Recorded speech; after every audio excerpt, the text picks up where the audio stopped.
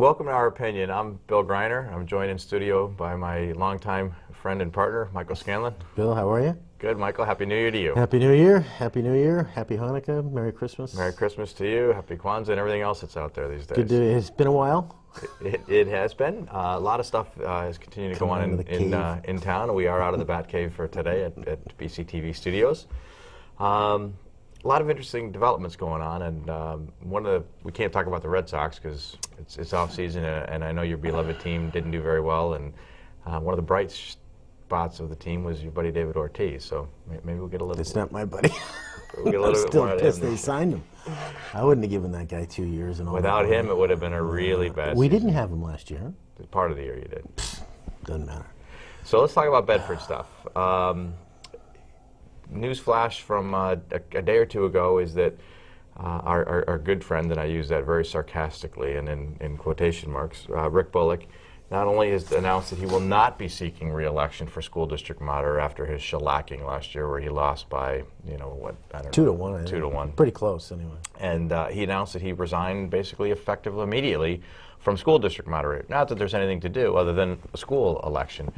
I had heard that he had some discussions with folks about, Brian would have of course, the town election, and they always have been coordinated as a gentleman's agreement, that he was going to have his election at the high school where we have our elections, and Bullock wanted nothing to do with Brian because he's obviously not a big enough man to realize he lost and he can work with other people. So I had heard that he was planning on trying to get the school election on the same day held over at McKelvey, and I had mentioned that to Tim Mays a couple months ago, and just some of the foolishness that goes on in Rick's brain. Wait, back up. I hope you say that sarcastically, too. Well, you never know. So he claims that he is resigning for what reasons, Michael? He has a new organization in town, doesn't he? Bedford Positively? Bedford Positively. We looked it up here on the internet a little while ago, and I'm not really sure what this is. I know I've seen him driving around in his little Model T with a big sign on it, and I saw him posing and getting some pictures a couple of weeks, well, it was probably months ago now in front of McKelvey, but I don't know what this organization is. I haven't heard anything about it. Can I tell you what I've heard about it? Sure. What I've heard about it is that if there's, let's say that there's a planning board meeting tonight, or there's a garden club meeting tomorrow, or a Rotary road race tomorrow, it's publicized by the groups that are, the town will say, hey, we have a planning board meeting, and they'll post the agenda and they'll, things like that. Or the Rotary Club will say, hey, we've got this road race, and they'll advertise it. Well, Bedford Positively, which is Rick, will republicize what's been publicized to kind of make it seem like he's involved. Will show up at an event, take a couple pictures, and leave. Doesn't spend any time there, doesn't invest any money, make a donation, contribute man hours. It's just... So I don't know what it is. I think it's positively a waste of time.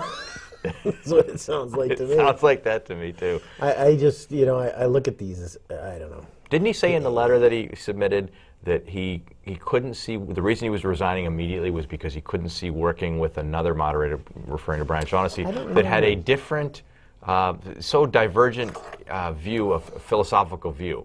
They do. Brian pays his taxes, Rick doesn't.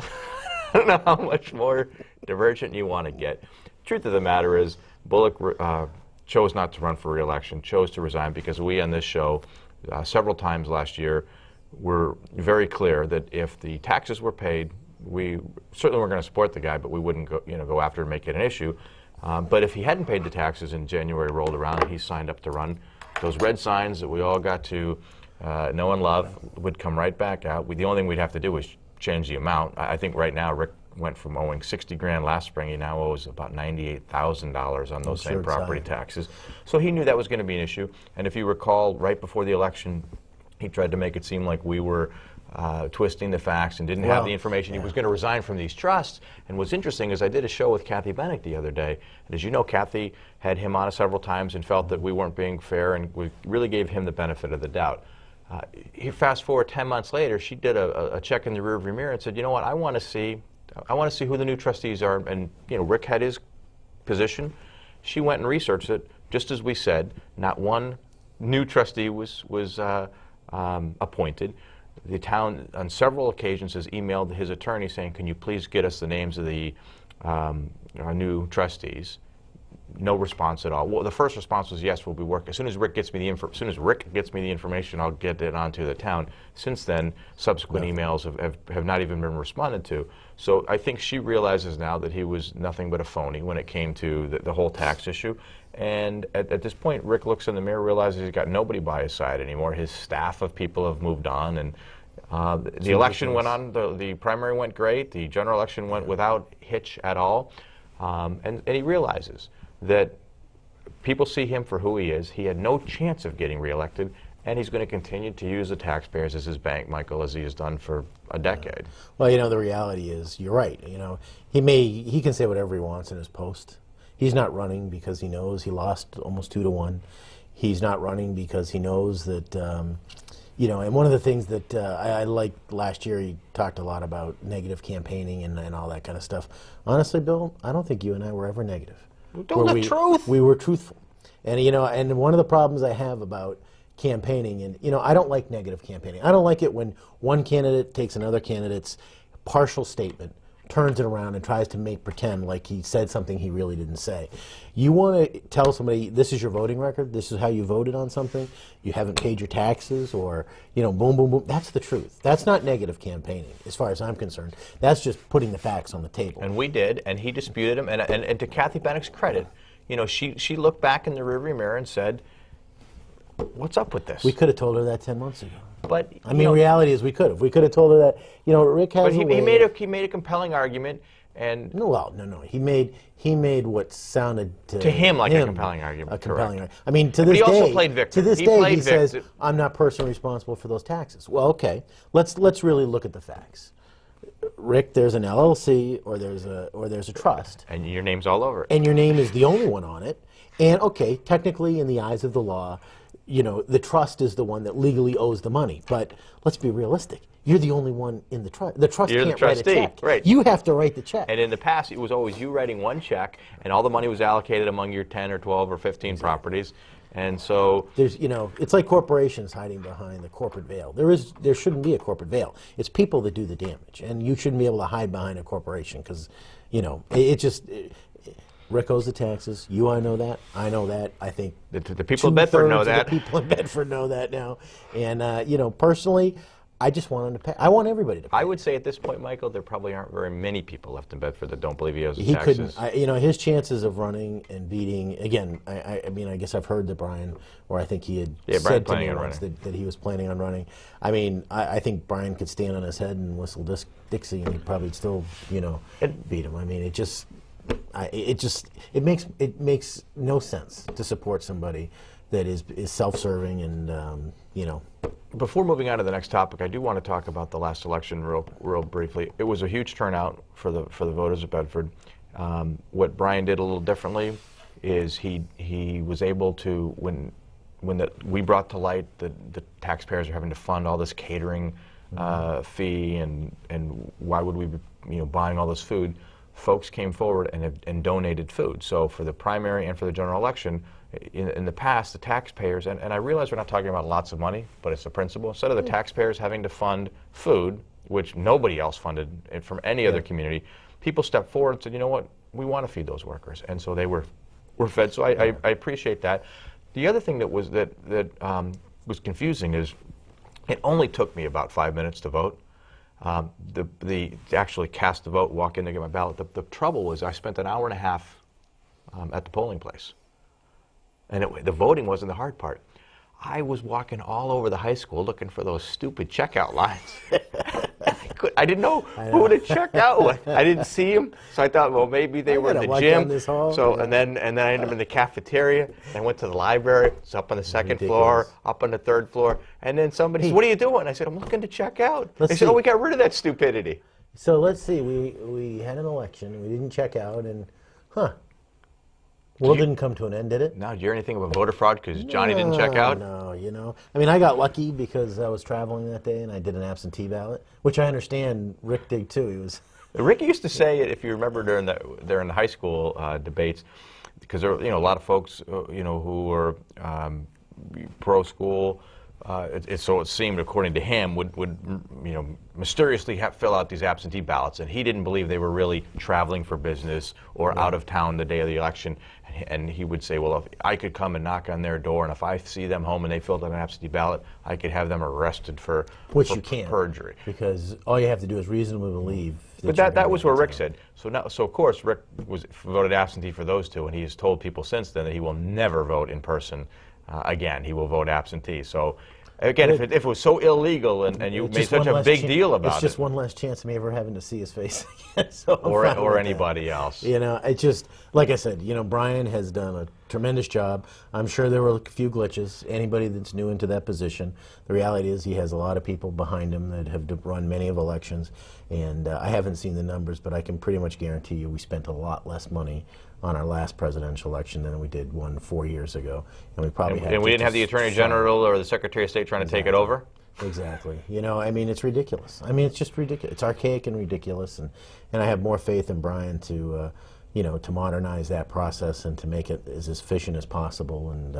And again, like you said, we're not talking about huge amounts of money, but the reality is, just because it's only $1,000 doesn't mean we shouldn't make sure it's being spent wisely. It's the principle. It's the principle. So anyway, well, let's move on to the next one, because I know we've got two more topics to talk about. At the last one, I know we want to save some time for. So the other thing that I noticed in the paper a couple of days ago, about the same time that Bullock's resignation popped out there, was some more good news, and that is that Hannaford and their lawsuit against the town of Bedford is now up at the New Hampshire Supreme Court, which is disappointing. And for those that aren't familiar with that case, I think we were both on the town council at the time that Hannaford came in to get approval for their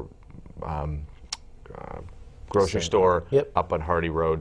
And there was a lot of neighborhood concerns at the time, but frankly, they had a right to develop. It was a commercially zoned lot. People may not have liked it, but they were missing some infrastructure. There was no sewer there. There was no water there.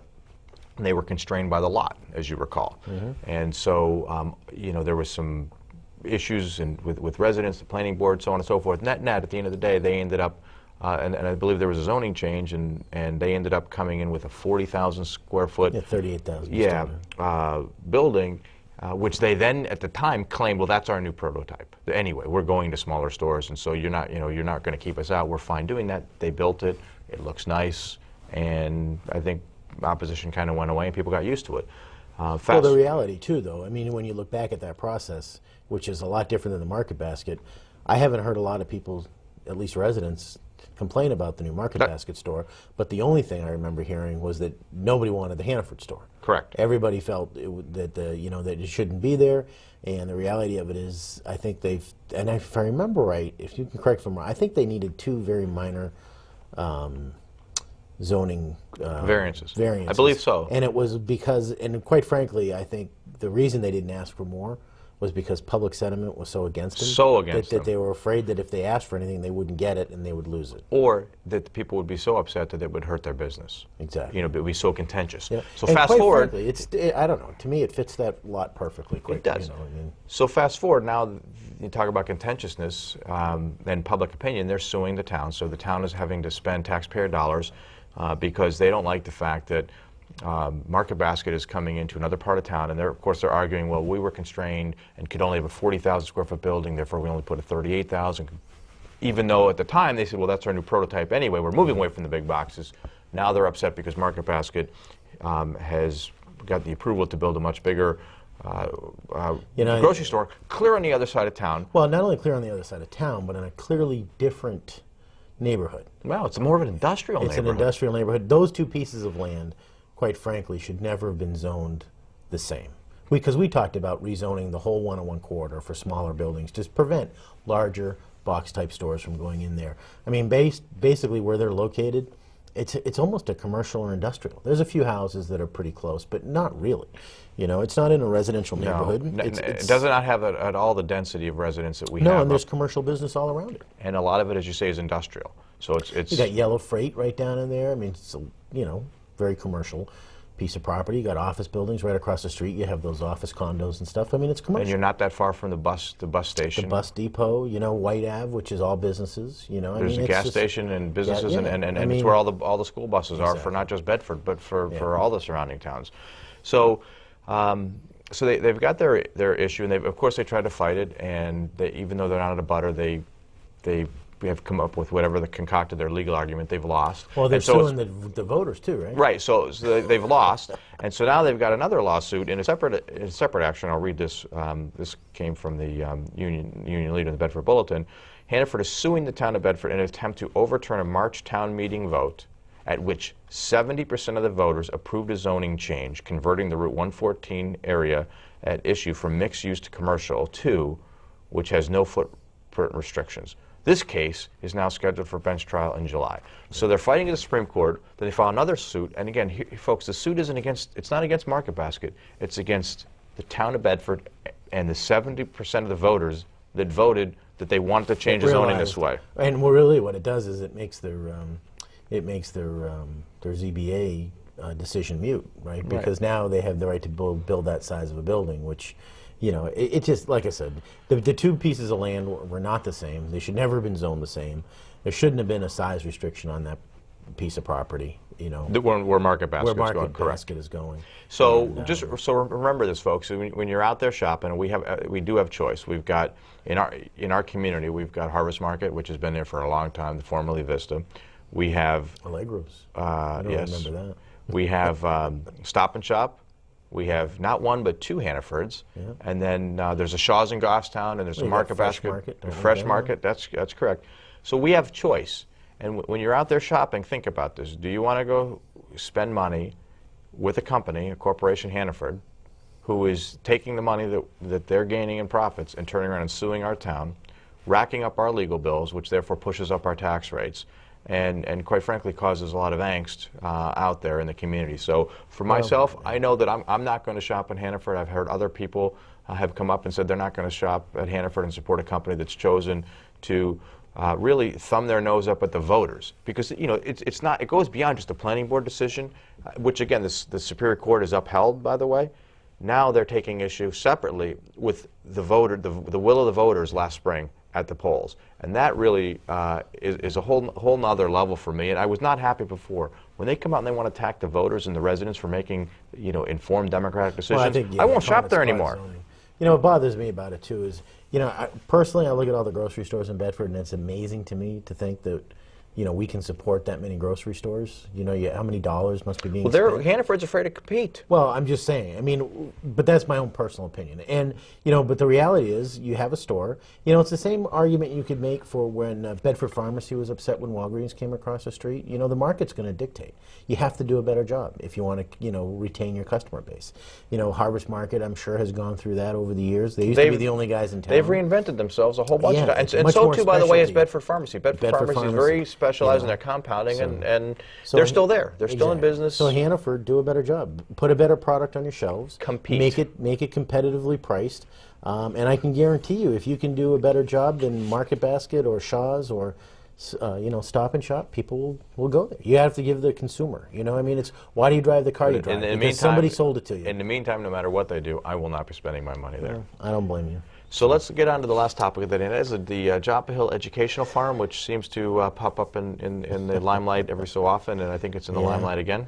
Yeah, there was just a town council meeting. A little disclosure, you are on the board. Well, to be a little disclosure, as I am the chairman of the board of directors. I've been involved in the farm for quite a while. We are in process. We have, for those of you that don't know, we had 10 years ago, you and I, when we were sitting on the town council, we had no involvement. It was a woman named Carol Whitson, or Carol Lake, I think she changed her name to, approached the town and asked to put this entity there. And you and I and 5 other councilors, over the course of about 2 years, if I'm not mistaken, negotiated and finally agreed to and signed a lease, 20-year lease that it was basically 4 5-year renewable options in it that basically say that they're automatically renewable unless there's a breach of the contract. Basically, we tried to protect the town that if she came in and didn't perform, we would have a way of saying you didn't perform and void the lease. So currently we're in the 3rd 5-year renew. so we have about 10 years left, 9.5 years left on that. And there are certainly, the town a few years ago came to us and had identified that, in their opinion, that there were some structural deficiencies with the facilities, and we agree with them. There are certainly some things that need to get fixed. 2 years ago, we were told the next time the wind blew at 25 miles an hour, the building would fall over, and that wasn't the case. We had a 60-mile-an-hour storm a couple months ago. We had some hurricanes. We've had some pretty significant snowstorms. You know, if you remember, a year and a half ago in October, we had a pretty significant snowstorm that brought, you know, what, 50 or 80% of the state without electricity. It was pretty substantial, but the barn still stayed. So, you know, but all that being said, we believe there's problems with that barn, and we absolutely want to fix that barn, and we've actively been and that barn is owned by whom? The barn is owned by the town of Bedford. No question about that? No That's question never been in question? Nope. We have a lease with them. It's owned by the town. Town insures it for fire and things like that because we can't. So basically the farm is leasing the dirt, leasing the ground that it operates Well, we're on. leasing the building too. I mean, our lease specifically gives us the use of that building. So it is our building to use. So, you know, and again, you and I negotiated that lease with the farm.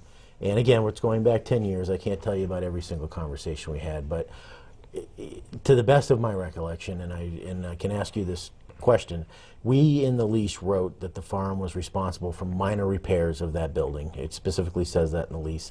And it also has a financial schedule. It was like $1,500 for the first 5 years each year. I think it was $2,500 for the second, and then $35. You know, it was, again, a lot less money than we put 10 times that amount of money, well, maybe not 10 times, but significantly more than that into that building. Was it ever your recollection that the town felt we were completely walking away from our responsibility of a town-owned building? No, I think it was clear that so a couple things. First of all, I think when that lease was negotiated, it was with the Carol Whitson. She moved her farm, specifically her business, the educational farm, from Goffstown, I believe, or New Boston to there. And there was some discussion that, look, we don't know who she is. You know, we know her, but we don't know her. And so we don't have a lot of history with her. So whatever agreement's going to be put in place needs to be an agreement that if she left and somebody else could step in and continue on. And again, it wouldn't change the ramifications for the town. It wouldn't change the ramifications for the farm or anything else. So I think while there was a deal with her for her educational business farm that she was bringing from New Boston, I think one of the points was it needed to be clear that you have to think about long-term and succession. Exactly. And one of the things I've heard, and I forget where I heard it, but I know I heard it, was a comment from somebody who, quite frankly, I don't believe was involved. Like you were. You were on the council when we bought that property, and I got elected the same year that we bought the land. Correct. I was at the time I was in a butter, and I had started working with Merv Taub and Jane Spalding from the Land Trust to negotiate with the owners of that property before I was elected to the council. Exactly. Continued that when I got on there, but when it came to the voting, I stood off on that. And that's what a lot of, and you remember, I mean, we fought a long, hard battle for that. There were people in this town that did not want us to buy that land. Right. And we fought long and hard. But we put together a good coalition of people. The Bedford Taxpayers Association was on there, the sports league was on there. We convinced them it was a great idea. Correct. So anyway, but to go forward, I heard a comment that when the town bought that property, it was the intent to tear that building down. No. It was never. I mean, I think our intent and I could tell you this, one of the big selling points, if you will, for buying it was, one, it would prevent development of the property. And again, the thought there, not that development's bad, it's that you know, by doing that, you'd have another 120, 130 homes, all the kids, you know, again, the schools are busting the seams. So that was one of the reasons. Another reason is we could preserve this land and have conservation land. We specifically carved out, as you recall, Michael, some land was going to be used for recreation, active, some would be for passive, and then there was future town use. Future town use. We talked about potential school. Which we put a 25-year moratorium on. But again, some people down the road, if they needed a school there, if they needed a fire station or police, whatever. It was there. And so there was a lot of thought into this, and there were a lot of groups that were brought together. And part of it was to save what was there, save the farm. And you know, what does that mean? It meant the silo and the barn. And like I said, you know, the thing that I completely disagreed with was the intention was to tear that building down. That was never even discussed. What was discussed was We're going to own this land, and then we're going to figure out what we're going to do with it. Right. We did a study. We're not going to make any, as Dave Danielson, initially Dave's feeling was, look, we shouldn't even be allowing, let's buy it, forget the sports leagues or anything, let's just step back and let this sink in. So there was a lot of debate and discussion about that. Yeah, and a lot of opinions. Not one was to demolish those buildings. And certainly any changes that would be made in the short term and intermediate term would have to be done carefully, methodically, and as I said, there was a lot of concern about doing anything, even striping fields, if you recall, Michael. Yeah, and that's why we put the 25-year moratorium on the town portion, if you remember, is because we didn't want to do anything. Didn't want to rush. We just want to put that land aside, and we just those minutes exist. Well, it's just, you know, I mean, a lot of it is people speculate, and not everything is captured in minutes. I'll be the first, you know. But those were different destruction. Those were, and I did not vote on those things as an abutter. I was certainly involved in discusussions, and remember the passion that was on there from all sides. And I can promise you that none of the discussion had to do with major altering what was there. You know, and the part I don't understand is, I mean, the part that frustrates me is I hear constantly about what a great place it is, which I agree with 100%, what a great resource it is for our community, which I agree with 100%, and how, you know, we want, not only, you know, and the town has actually used that in advertising materials. Why Bedford, you know, if you go on their website, it's highlighted as, you know, as one of the reasons why you should move your family and your business to Bedford. And the part I don't understand about it is, you know, that we've worked with the town, we've agreed that the farm would pick up the cost of renovation, but we keep getting pushed down this road where, you know, if it seems like the town's in a hurry to spend about $150,000 of the taxpayers' money to bulldoze a building. And I just don't get it. You know, I mean, we understand that it has issues. We understand it's going to be expensive to fix. But, you know, the reality of it is we're willing to do that. And sometimes you know as well as I do, a lot of times what people say in public isn't necessarily what they feel and what they're saying behind the scenes. You know, it's one thing to say it in public, but it's another thing behind the scenes not to be completely, you know, on that same path, I guess. So we got about a minute and a half left. Where do we go from here? What's well, we're actually meeting with the town. We'd gotten very close to an agreement in December, and then the board of the farm had actually approved it, sent it back to the town. The town made some wholesale changes on it, so we had to talk about it again between Christmas and New Year. We've made some changes to it.